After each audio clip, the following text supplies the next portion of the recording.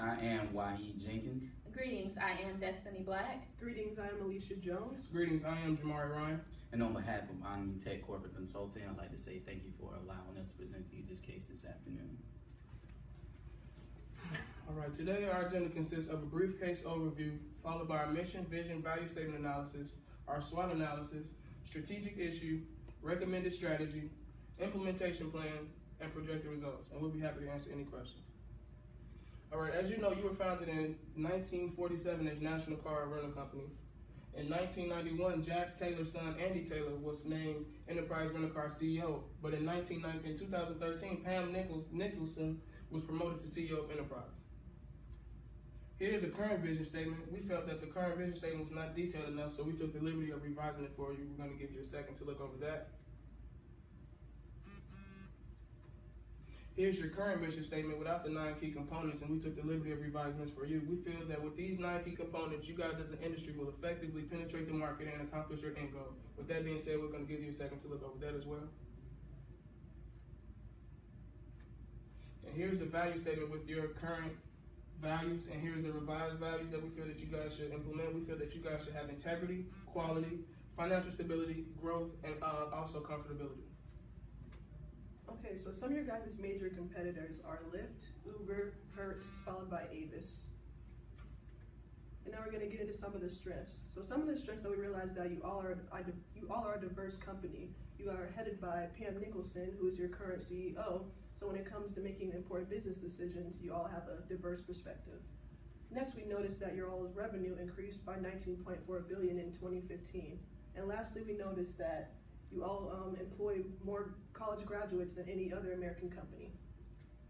Now we're going to get into some of your weaknesses. So some of the weaknesses, we noticed that your all's total liabilities and shareholders' equity increased to $28,618,743.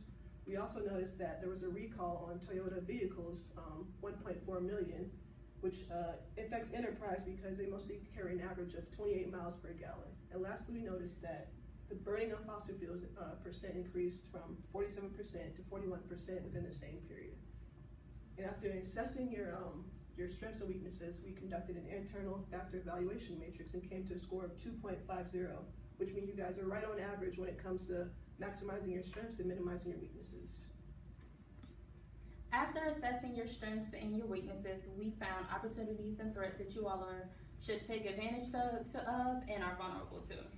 The opportunities include you being one of the top 5 largest firms controlling rental car companies, and you all are collectively owning 69.50% of the industry's revenue. Next, you all are utilizing your vehicle charging stations. And lastly, you all have created an app that allows you to activate reservations, and you all are able to check the health of your cars. The threats that we found include the Federal Reserve tax that was raised from a range of 0% to 25%, and it increased to a range of 25% to 50%. Next, Avis operates 175 countries, and Hertz, which is the second largest rental car chain, is in 150, and you all are only in 40. And lastly, the U.S. transportation sector, which includes cars, planes, trucks, produces nearly 30% of the global warming emissions. After assessing the external analysis and creating an external factor evaluation matrix, we came up with a score of 2.75, and based on our analysis, we concluded that you all are performing at an above average job when it comes to maximizing opportunities and minimizing your threats. In assessing your ratios, we come to see that you're fluctuating up and down between your financials based off of your 2 competitors in Avis Budget Group as well as Hertz Global Holdings. Mainly coming from your quick ratio of 0.6, you're a little bit behind the other 2 competitors, which have a 1.8 as well as a 1.24. So you're not turning over your assets quick enough to manage your short-term liabilities. But you are ahead of both competitors in growing sales at an 8.23% compared to a 0.2 as well as a negative 5.21. You're also building stronger connections in your profitability area for your return on equity as well as your return on assets at a 13.15 as well as a 5.25 compared to your other two competitors. After assessing your strengths, your weaknesses, your opportunities and threats, and the financial ratios, the strategic issue that we came up with is that you all are not up to date when it comes to technology, and your competitors are ahead of you when it comes to innovating technology. The recommended strategy that we think you all should implement is that you all should create a joint venture with Uber.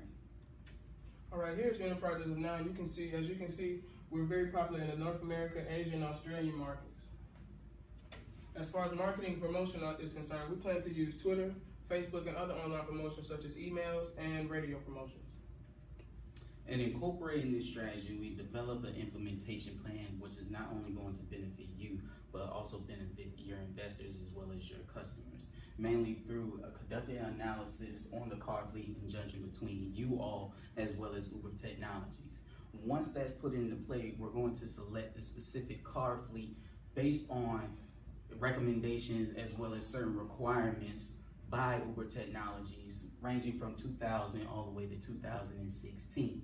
Once that's put into play, we're going to have a sit-down meeting between you all as well as Uber Technologies to discuss the specifics of the joint venture between you all. Next, we're going to develop a documentation to convey the specific limitations between the employees, current as well as new employees between both companies, mainly through background checks.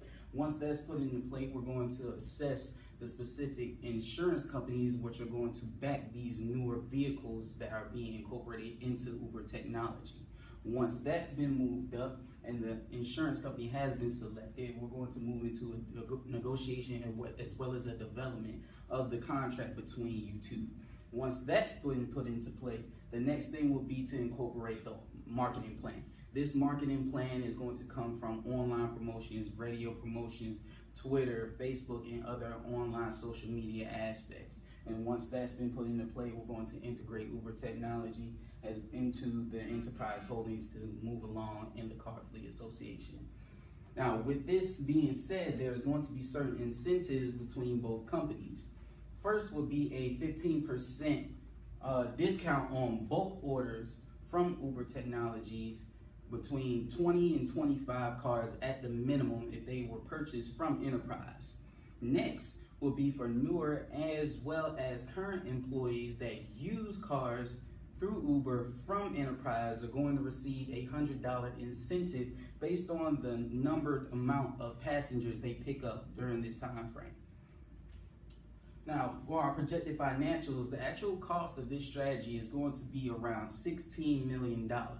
This $16 million is going to come from the labor cost, the incentive cost, as well as the marketing cost and the cost of the partnership. The cost of the partnership for 2015, $5 million is going to be the cost of the partnership. Over the course of the next 4 years, from 2015 to 2019, your ROI is going to range between 13% all the way to 11% with certain fluctuations in between. Now, the projected financial benefits for that would be an average ROI at 10.14% as well as a 10% increase in revenue from 2015 through 2019. Okay, so some of the projected customer benefits with this strategy that we plan on implementing is that there's going to be more technology and better comfortability inside our vehicles for our customers to use. Next, there's going to be a better customer experience for our customers because they don't have to rely on driving themselves around. They can have an Uber driver to drive them around instead. And lastly, there's more options for our customers to use. Instead of having to pay a daily rental fee rate, they can instead rely on an Uber driver and save money as well. All right, as far as learning and growth is concerned, we project that all employees must be comfortable and acclimated with new protocol in addition to new rules associated with this new partnership. Also, with this new joint partnership, we aspire to be the best overall startup by 2017. And finally, 90% of customers' satisfaction while Enterprise holding vehicles driving individuals to desired destinations via Uber.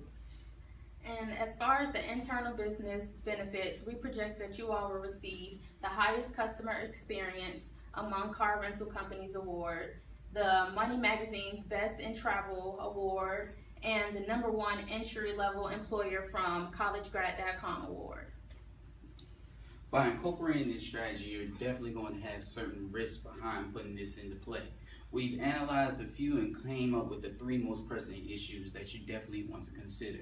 The first one being that employees may not gravitate towards the bonus they can receive by using certain enterprise vehicles. It is a possibility that these Uber drivers may want to use their own vehicle as well as using vehicles that aren't delivered through enterprise. If they do not utilize this bonus in play, they won't be able to get that $100 incorporation on top of their check. So they definitely want to take that into consideration. Next will be that it's possible that Uber may want to receive a larger discount on the incorporation of the select fleet being brought into their corporation. The 15% is good, but with a minimum of 20 to 25 vehicles, it is possible that they may want to increase that percentage up to maybe 20, 25, even 30%. So you definitely want to take that into consideration as well when marketing between both companies. Next will be the cost of the partnership, may be more than expected. We've assessed that it's going to be about $5 million to develop a joint venture between these 2 companies. But one side may have different views than the other. One side may want a bigger chunk of the pie than the other.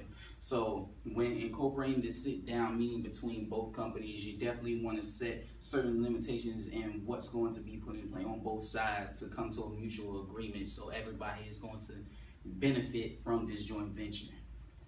All right, with that being said, we feel that Enterprise is a profitable company with a dominant portion of the market share in this specific industry. Secondly, Enterprise Holdings can advance as far as technology is concerned from this partnership with Uber. And finally, this partnership will generate Enterprise Holdings with a greater revenue return in addition to domestic recognition. If you have any questions, Dr. Collins?